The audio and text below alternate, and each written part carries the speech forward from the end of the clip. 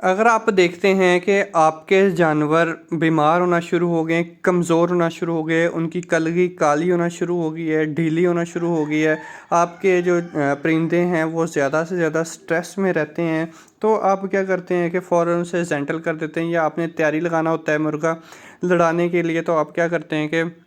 उसको अंदर से तो साफ़ कर लेते हैं, अंदर जो जितने भी कीड़े होते हैं उनको तो आप ख़त्म कर लेते हैं, जेंटल कर देते हैं, जिससे उसके अंदर के जो कीड़े होते हैं, टेपवर्म हो गए, अर्थवर्म हो गए, जितने भी होते हैं वो लंबे लंबे कीड़े जो होते हैं वो उनके पेट के, जिसे हम पेट के कीड़े बोलते हैं, वो होते हैं, उसे हम जेंटल करते हैं तो वो निकल जाते हैं। तो हम समझते हैं कि हमारा मुर्गा जो है या हमारे चिकन्स हैं, जितने भी आपने रखे हुए हैं घर पे रखे हुए हैं या बड़े पैमाने पे आपने शेड बनाया हुआ है वो रखे हुए हैं, तो आप समझते हैं कि वो अच्छे से क्लीन हो गए हैं। उसको अब खुराक दे देते हैं, वो फीड दे रहे हैं, तो लेकिन फिर भी वो तंदुरुस्त नहीं हो रहे, सेहतमंद नहीं हो रहे, क्योंकि जेंटल के बाद तो फ़ौरन जो मुर्गा होता है या मुर्गी जो भी आपने रखे हुए हैं, परिंदे रखे हुए हैं, वो ग्रो करना शुरू कर देते हैं। आपको उसकी जो कलगी होती है वो ब्राइट नज़र आती है, उसमें खून दौड़ना शुरू कर देता है। तो इसकी एक और वजह भी होती है कि अगर आपके परिंदे कमज़ोर हो रहे हैं तो उसकी वजह होती है कि उसके जिस्म के ऊपर ऐसी चीज़ें होती हैं, जुएँ, लीखें, खटमल उसके परों के अंदर मौजूद होते हैं, जिसको रिमूव करना बहुत ही ज़्यादा ज़रूरी होता है। अगर हम ऐसा नहीं करते तो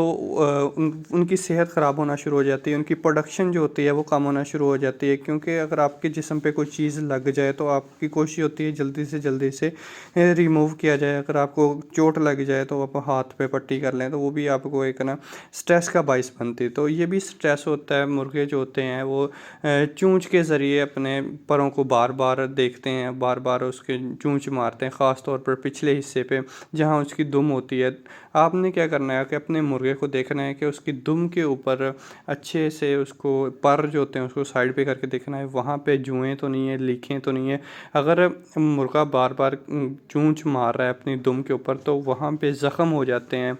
और जो जुएँ होती हैं वो खून चूसना शुरू कर देती हैं। तो उसको आप अच्छे तरीके से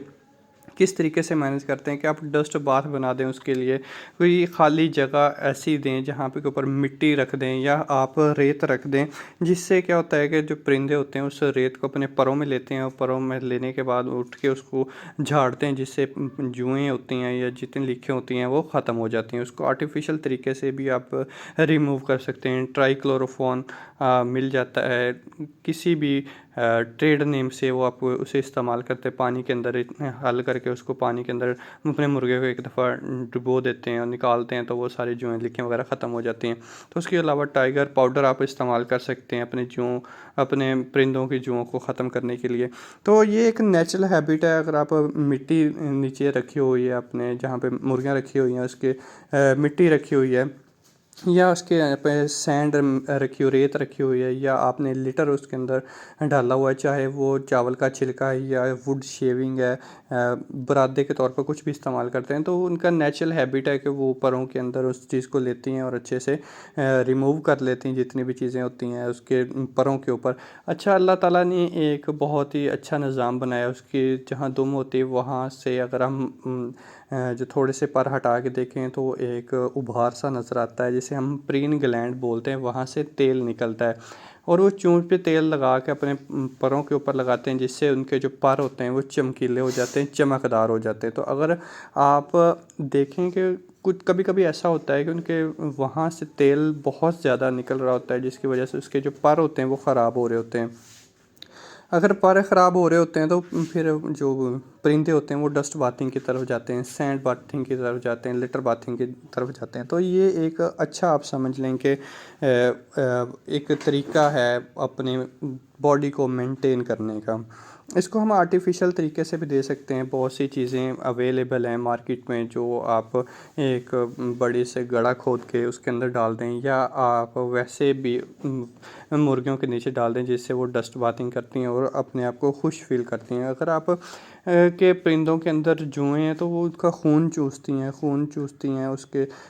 एनीमिक हो जाता है आपका बर्ड। आप फीड बहुत अच्छी दे रहे हैं, आप उसको खुराक बड़ी अच्छी दे रहे हैं, अगर आपके परिंदों में जुएँ हैं तो वो सारा का सारा खून खुद चूस लेती हैं और आपकी फीड भी अच्छी है, उसके अंदर फीड की ग़िज़ाइयत भी अच्छी है, प्रोटीन भी अच्छी है, सब कुछ अच्छा है, फिर भी आपका जो परिंदा वो कमज़ोर से कमज़ोर होता जा रहा है। तो उसको इस तरीके से आप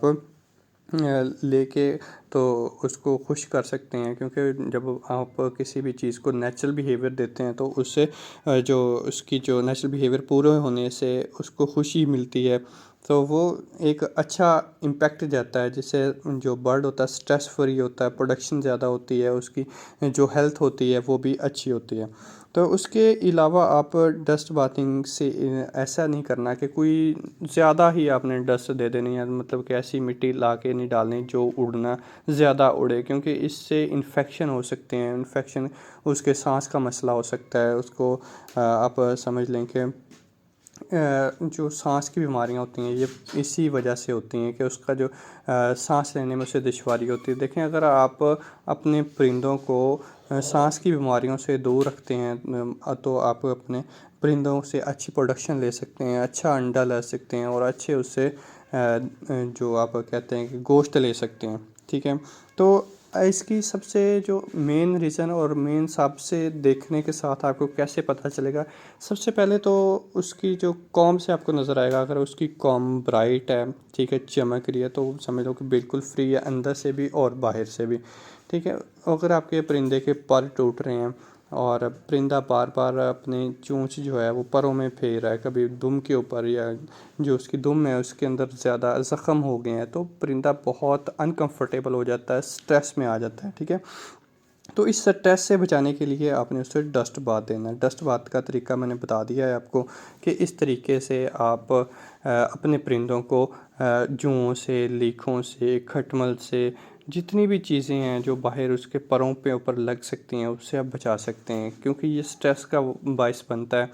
उसके अलावा मैंने आपको इसका जो, अगर आप घर पे करना चाहते हैं तो इसको मैंने 2 तरीके बताए हैं कि ट्राइक्लोरोफॉन आप इस्तेमाल कर सकते हैं या टाइगर पाउडर इस्तेमाल कर सकते हैं, इन दोनों चीज़ों से। और अंदर से जो अपने कीड़े ख़त्म करने हैं और जो आपने उसके पेट के कीड़े ख़त्म करने हैं, उसके लिए आप जेंटल करते हैं अल्बेंडाजोल। मार्केट में किसी भी ट्रेड नाम से आप ले सकते हैं, जैसे कि अल्बेंडाजोल दे दें तो वो आपको जेंटल की फॉर्म में अल्बेंडाजोल दे देते हैं। टैबलेट में मिल जाती हैं आपको, और इसका सिरप भी मिल जाता है। तो दोनों तरीक़ों से आप उसको अच्छे तरीके से